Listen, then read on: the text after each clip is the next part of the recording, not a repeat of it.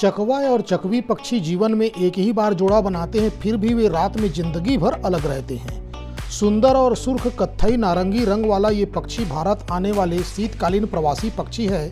इसे अंग्रेजी में रूडी सेल्डक और ब्राह्मणी डक के नाम से भी जाना जाता है।